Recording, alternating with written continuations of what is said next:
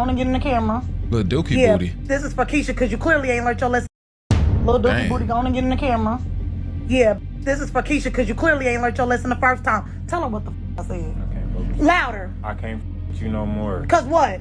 You messing up my family. Now. It's gotta be a How can skit. someone pretend that they didn't know what was going on with her, and all this time they knew what the heck was going on? Like, you must have played it out real good for thinking nobody was gonna come out and do nothing. We didn't see any signs, no signals. It wasn't like she was coming around us with black eyes or anything like that. So there was none of that. Making the murder a shock.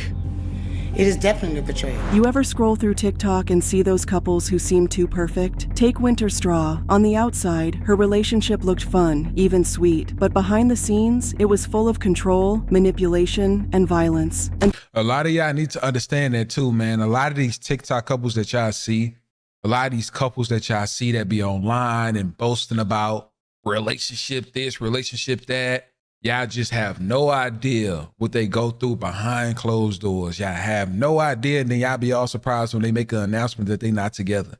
Like, dang, what went on? It's just they're very private people, but please don't let social media determine if your relationship is good or if your relationship is bad, and that's for anybody, because people like to compare.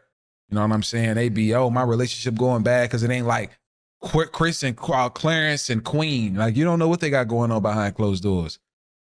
until it ended in murder. Then there's Jessica Edwards. She was a new mom trying to find her balance, but instead of support, she faced resentment that turned into something much worse. And Kayana and Ronald Burns, a TikTok famous power couple who built a whole brand on success and family values. But behind the scenes, their marriage was falling apart under financial pressure, emotional turmoil, and ultimately, a shocking murder-suicide. Hey, look at me.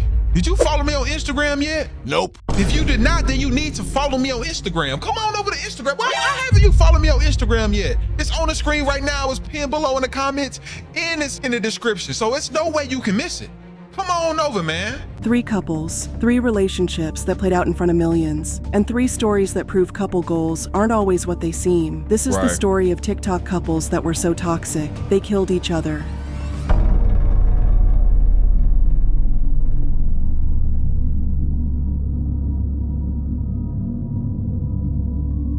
This incident started at about 6 o'clock on Sunday night near the 700 block of Mallet Hill Road. Winter Straw was just 25 years old, a bright and bubbly young woman with dreams that stretched beyond TikTok. She had a devoted family and a passion for helping people. Because of her passion for helping people, she decided to become a lawyer. She's very beautiful, by the way. Good friend, good sister, great daughter. All around just a good person, a rising star. Okay. A rising star. If you met her, you loved her. And if you never met her, you wished you had. And her mother said she was planning to go to law school. But while she worked towards that, she became an influencer who had a growing presence on TikTok. She shared dance videos, beauty tips, and snapshots of her seemingly picture-perfect relationship with Renardo Johnson. Who was interested first? Who said I love you first? Who's more protective? Who cleans more? Who eats the most? Who spends the most money? Who is most likely to start an argument? Who falls asleep first? Who is more annoying? Who loves the hardest?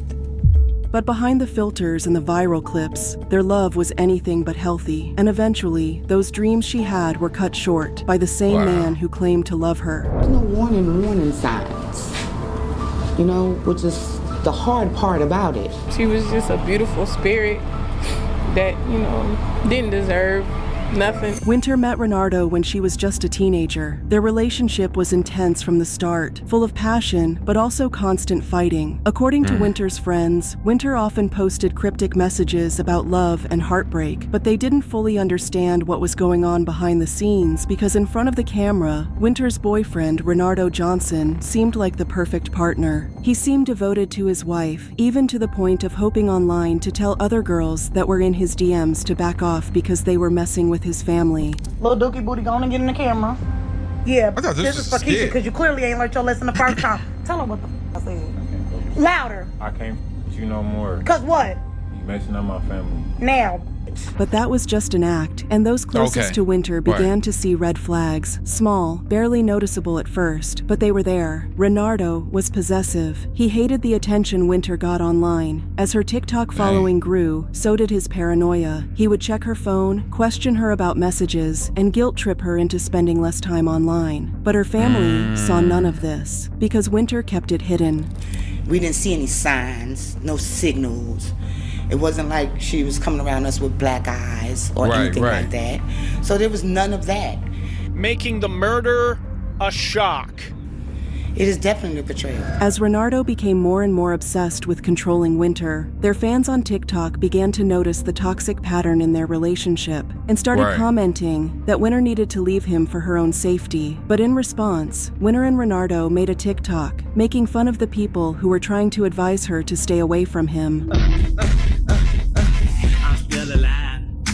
I'm still alive. Wow. I'm still alive. I'm still alive. I'm still alive. But behind the to make a TikTok saying I'm still alive is crazy. Like, and just the outcome in this entire situation makes it even more crazy. You know what I'm saying? scenes, Renardo was getting even more paranoid, accusing Winter of encouraging the men in her comments section by posting videos they could thirst over. Winter, of course, didn't see it that way. TikTok was her job. It was what put food on the table. So to her, she was just doing her job. One night, after an explosive argument over a TikTok post, Renardo snapped. Winter had posted a TikTok hinting at a breakup, a video that would be her last. Renardo, in a fit of rage, confronted her. Neighbors reported hearing screaming and crashing sounds, but when police arrived, they found Winter lifeless, her life extinguished in minutes. This was not a spur-of-the-moment thing. The young man, it was premeditated. He thought about his actions and he carried them out. Renardo had attempted to take his own life afterward, but survived. He later confessed that he couldn't bear the thought of Winter leaving him, saying if he couldn't have her, no one could. Because this man looked me in my eye. That's so sad because this happened before to somebody I actually went to high school with. Like, that saying is so familiar. Like, this girl literally graduated. Anybody from my high school know this girl was one of the most quietest, sweetest girls ever. Like, she really didn't I'm honest, she really didn't talk to nobody. I remember seeing her at prom. I ain't go talk too long, but I remember seeing her at prom and like she was just sitting next to dude that took her life. And she was like, look, I'm sorry I can speak at prom, but my boyfriend is crazy. You know what I'm saying? Because she didn't want to speak. And then on top of that, like, she texted me and she was like, I used to ask her to come outside and she was like, no, like, my boyfriend is crazy. He's not finna let me come outside. You know what I'm saying? And then I guess she ended up breaking up with him. This man came and told her, like, when he said, you're not leaving me. She said, we're done. He said, I can't have you. Nobody can have you. He came to their apartment, shot the glass window out, walked through it. Her mom and little brother was in there. He literally started shooting at her. She's running. She ran out the back glass and was running towards the garage. This man shot her with every single bullet he can and emptied the clip on her in the middle of the parking lot. Like, in front of her whole family, because, and he said that, same words, if I can't have you, nobody can have you. Ran away on foot, and then just, they found him less than a mile away from the incident. Dude, this is just crazy, man. All the time. Rest in peace, sir. And whenever I would talk to him, I'd say, I'm giving you my child a wholehearted, bubbly personality, and that's how I want to get her back. Winter's mother was devastated, shattered, betrayed by the man she had once welcomed into her home, a man who promised her he would return her daughter to her exactly as he'd met, laughing and happy. And he always assured me he would never do anything to hurt my child. She says Winter's death has given the family a new purpose. We want to make it clear, real clear. Domestic violence is not a joke. Instead, she came home in a body bag. Winter's death hit her family hard. They were a close-knit family who couldn't understand how they could have missed that she was suffering and needed their help. When people think of Winter, I want them to think of just a sweet, innocent girl who was out here trying to make her mom proud, make her family proud, and just to do what she loved most. I'm the baby of my family, and so she was my little sister, and so it just hurt me so bad because I wish I was there for her. I wish I was right down the street. I just wish she would have called. Her death was yet another reminder of how toxic love can be deadly, and her family was determined to make sure it wasn't in vain. It's not something that we should take lightly. For those of you that are posting on Facebook and doing all that unnecessary stuff, I don't care what a person does to you. You don't have the right to take her life. You don't have the right to put your hands on nobody. Tuesday was the anniversary of the night Winter was lost to another case of domestic violence in this state. Her coworkers wanted to use that day to bring light to the love she shared instead. And Winter wasn't the only one who believed she was safe. Jessica Edwards thought she was too. This is a shame that these girls and these babies and these kids, these mothers, we have to grieve because somebody decided they wanted to take God into their hands. Right. It's just too much. It's too much.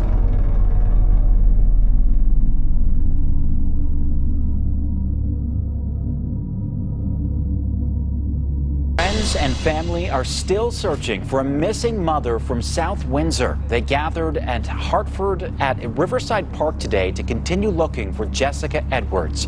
It's been a week since the 30-year-old was last seen by her family. Jessica Edwards was the kind of person who lit up a room. If you knew her, you loved her. If you didn't, you probably wished you did. Jessica graduated from East Hartford High School in 2009, then went on to Eastern Connecticut State University, where she earned her bachelor's degree in English. But she didn't stop there. She had a heart for helping people, so she got her master's in social work from Simmons College in Boston. And that still wasn't enough. She wanted to work in healthcare, so she went back to school to get a degree in respiratory care at Manchester Community College. She was literally days away from graduating, but she never got to walk across that stage. Somewhere along the way, Jessica met Taj Hutchinson. He was 8 years younger than her, just 22 at the time of her death. It's unclear exactly how they met, but at some point, things got serious. They got married, had a baby, and started a life together. Now, to the outside world, they looked like your average young couple, balancing work, school, and parenthood. But behind closed doors, it was a different story. South Windsor police are working with state and federal authorities to try to track her down. I'll be meeting with the town manager and the police chief tomorrow, and we're going to look at all the resources that we have to try to help in this effort to bring Jessica home safely. On May 10th, 2021, Jessica vanished. If you know anything about Jessica's whereabouts, call police. Her husband, Taj, went on social media and played the role of the worried husband. He posted emotional messages like, "It's another lonely and worrisome night without you, my love. Son, and I miss you so much. I don't have an appetite to eat or sleep knowing that you aren't here with me. Every time I came home you were always there taking care of our beautiful son that we created. Whenever I was down you always lifted me up. I've never even been so many days without you. My heart is broken right now." I could just tell by out of this entire text he did it. That dude wasn't hurt. He was trying to make something make sense. Like, I'm gonna be honest, I ain't never seen nobody spell this correct when they really heard it. Must be putting extra emojis, extra at the, like, oh, I can't, like, I don't know. Like, y'all get what I'm saying. Like, personally, me reading this, I'd be like, I don't know. Maybe he's just not really enthusiastic or something like that. But that text look a little plain to me, my boy. It's supposed to be in all capital letters. Like, the whole time, the one that did it, man. Shattered and my emotions all mixed up.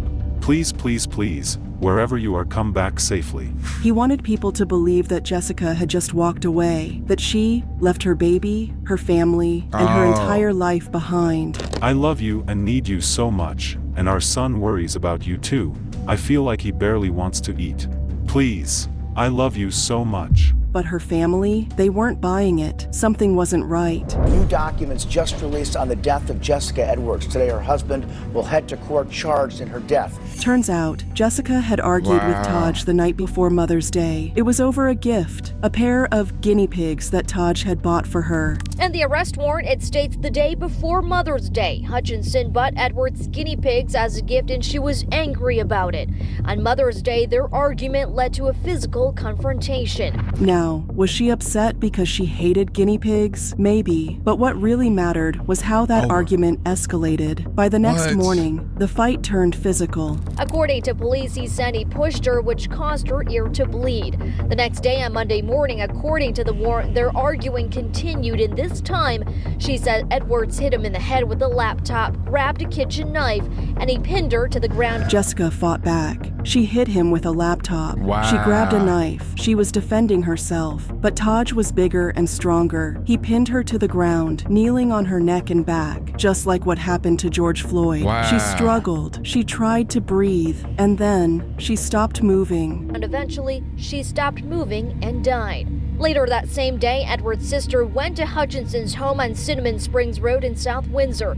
Police say she told them she saw in the trunk of his Jeep what appeared to be a blanket covering a body. Taj left her there, lying on the floor, for hours while their 7-month-old baby was in the house. Then he wrapped her body in a blanket, put her in the trunk of his Jeep, and drove her to a remote wooded area in East Hartford, where he dumped her like trash. And while everyone was searching for Jessica, crying, posting her face all over social media, Taj was out here acting like nothing happened. Even when Jessica's sister showed up at his house demanding answers, he played dumb until she saw something inside his trunk. As she demanded him to open up the trunk, Hutchinson sped off. She also told police she found divorce papers filled out by Edwards but was never filed. It was a body, wrapped up. She screamed at him to open the trunk, but Taj panicked. He sped off before she could do anything. In the documents, he went on to say he drove to a random GPS location and dragged the body to a wooded area. What did you which expect, is where bro? Edwards was eventually found on Friday by Driver Road in East Hartford. And that's when police really started looking at him. How can someone pretend that they didn't know what was going on with her, and all this time they knew what the heck was going on? Like, you must have played it out real good for thinking nobody was going to come out and do nothing. Taj's story kept changing. First, he said Jessica had left with friends. Then, he said she got aggressive and he was just defending himself. Jessica Edwards was first discovered missing May 10th. Her husband, 22-year-old Taj Hutchinson, initially claimed she got into a car that morning with friends and never returned. Bro, you're not. It's so many cameras nowadays, bro. They're going to know when you're lying.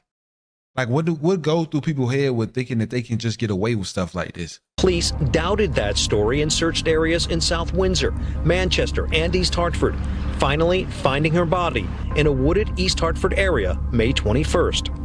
Hutchinson was arrested that evening. Jessica's body was found 11 days later, and Taj was arrested. He was charged with manslaughter at first, but the truth was clear. He murdered his wife, and after months of investigation, his charge was upgraded to murder. He later confessed to having a physical altercation that led to Edward's death. Now, after months of investigation, the initial charge of manslaughter has been upgraded to murder. Jessica's mother was heartbroken. No one should have to go through something like this.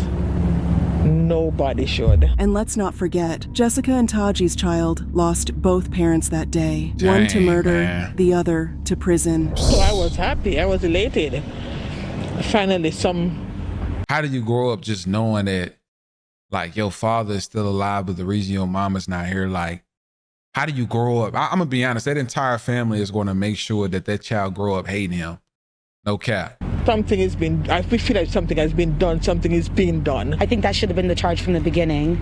So I believe they gathered enough evidence just to make sure that their case was going to be solid. In November 2024, Taji stood before a judge and received his sentence, 27 years in prison. For some, it was justice. For others, it wasn't nearly enough. Because the truth is, Jessica should still be here. She should be raising her son, building her career, living her life. Instead, she's another name on the long list of women lost to DV, along with Kierna Burns.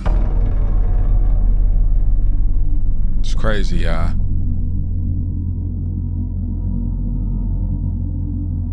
What's up, y'all? It's snowing outside. You know, still got to work, still got to go make it happen. Get up because you want to, not because you have to. And that's where we've positioned ourselves in our life, that we get up because we want to, not necessarily because we have to. But the fight is never finished. Kayana and Ronald Burns weren't just a couple, they were a brand. They built their lives around inspiring others, teaching people how to be successful entrepreneurs. Hi, I'm Ronald Burns, and this is my lovely wife, Kayana Burns. Hi. Today we're going to talk to you about entrepreneurship and how it greatly benefited our life. For those that don't know, my husband and myself, we've been entrepreneurs for the last 20 years. Wow. And our mission is to bring you guys along to become successful entrepreneurs as well. I think she and did been it. in business over 20 years, guys. One of the fundamental things that I think she the one that did it in this episode. we believe is that you should never spend all of your business time building somebody else's business. Kayana and Ronald weren't just talking about success, they lived it. Originally from St. Louis, Missouri, they built their brand from the ground. I know this story. It's so crazy because my mom literally called me about this situation. I know my grandma probably seeing this. Call your daughter. She know about these people. She literally called me, and I think this happened, if I'm not mistaken, this happened in St. Louis or this happened in Atlanta, Georgia. But everybody know about this story from St. Louis. Yeah, I know I'm from St. Louis, so everybody know about this story, man. It's crazy. They ran For His Glory Ministries, a faith-based motivational platform, and owned Critique Design's beauty and barber salon, where they helped others build careers. You should be in a position of leverage income where you make money that doesn't require your time. So one of the things that we're going to teach you is, what does the wealthy people understand that the poor people don't? They understand how to make money without their touch. We've been taught to go to school, get a great education, graduate, and get a good job. How about go to school, get an education if you choose to, and go own the business where your money doesn't require your touch, because you only have 24 hours in a day. For over 20 years, they were business partners in everything: love, life, and money. But in 2021, they decided to take a leap. They packed up their lives, moved to Atlanta, Georgia, and planned to expand their empire. To their followers, they looked unstoppable, but I'm gonna say something right quick since I know this from the home, man. I don't know if any of her children follow me or whatever it is, but prayers out to y'all, you know what I'm saying? And I'm not making a lot of my comments on this, but in reality, like, this was real, man. This was pretty crazy and sad. In reality, the move wasn't easy. I just felt the need to hop on here for just a moment, not long at all, and kind of just talk about, life changes. Just a few weeks before the tragedy, Kayana went live on Facebook, and what she said, it hit differently after what happened. She wasn't her usual bubbly self. Instead, she looked drained, exhausted, and on edge. But look, y'all, I'm telling you, if you don't stay prayed up and you don't keep faith, things can swivel in and take you out. At the time, people thought she was just talking about business struggles, but was she hinting at something deeper? For those that don't know, about 5-6 months ago, my husband and myself, we moved to Atlanta to expand our business. She also admitted that moving to Atlanta had been harder than expected. I'm telling you guys, like, We'll talk about that later. Transition, it wasn't necessarily a smooth one. It wasn't a hard one either, but it was something that we chose to do. And when you come to a new state or city and you're trying to learn people and you're trying to learn, the things that they do, and that could be challenging. And coming here with our kids, just us and our kids, it's just us. And then she said something that now feels chilling. And if you don't feel like you're a strong enough individual, some things may take you out. Was she reaching out for help? Was she warning us? Or was she already losing control? Honestly, if I'm being totally, perfectly honest, I'm having one right now. And the reason I'm going live is because sometimes you gotta reach out and tell people that you need love. I guess about 7 months ago, something like that, 7 months, 6, 7 months ago, when my wife and myself, we decided we was gonna get a divorce, that we ain't wanna be with each other no more. We was just done with each other. Here's where things get even more complicated. Around 6 months before the murder, Ronell revealed something shocking. He and Kayana had actually planned to get a divorce. She was tired of me, I was tired of her. We was gonna go on about our business. And as we sat in the truck and we said, hey, you know what, if we're gonna get a divorce, let's be civil. You know, we got kids, we got businesses. We said, well, let's just sit down and just talk about how this all gonna work out. Right. Meaning from a business aspect. They literally wrote everything down. Who would take what, how the businesses would be split. How we was gonna divide the business. And she go her way and I go my way, but we didn't want to compromise and jeopardize everybody else's future because we was tripping. Let's not destroy our businesses. Let's not tear each other's name down. Let's not do none of that because there's kids, there's family members. But then they changed their minds. By the time the night had reached us, God had changed our heart. And I start thinking back to Jesus when he was on the cross. They stayed together, but had they already crossed a point of no return? On November 6th, 2021, something snapped. Inside their luxury apartment in Sandy Springs, Georgia, an argument escalated into something no one saw coming. Kayana, the same woman who preached strength and faith, grabbed a firearm. She fired at Ronell, and then she turned the firearm on herself. When police arrived, they found both of them dead. A murder-suicide. No history of DV, no past police reports, no warning signs, except for that eerie Facebook Live. So what really happened between Kayana and Ronell? Some say it was financial pressure, that starting over in a new city put too much strain on them. Some believe their marriage was broken long before the move, and staying together only made things worse. And some think Kayana had reached a breaking point, one she never spoke about until it was too late. I'm gonna be 1,000% honest with y'all when I say the most saddest thing is that their kids will never be able to have the comfort of possibly what really went on. You get what I'm saying? And another thing to really think about is that Atlanta is very much hyped. You know what I'm saying? Like, I love Atlanta for what it is. I'm very grateful and thankful for what Atlanta had brought to me. But a lot of things on the outside looking in is very much smoke and mirrors. You know what I'm saying? That's just me being honest and real with y'all, man. Like, Atlanta is really not the place to move if you are like a couple. Like, this is really like a city where a lot of single people would live. It's rare that you hear about people becoming couples and moving to Atlanta and staying together because the city is so, it's just different, man. It's a lot of negativity. It's a lot of demonic energy. It's a lot of things that you can just get swallowed up by when it comes to Atlanta. You know what I'm saying? And that's coming from a lot of people I know that actually moved to the city after they was already established into a relationship and where they at ultimately now. You know what I'm saying? Like, pay attention to that. I understand that the move they did was really, really big. I just wonder how things would have played out if they were still in St. Louis, man. You know, but at the end of the day, their children, their family is going to be the ones that have to honestly bear the burden of what, you know, ultimately went on with this. So y'all let me know your thoughts and opinions on this down below. Make sure to hit that like button, man. The more likes this video get, the higher that it will rank. Smash the like button. Like I said, let's go.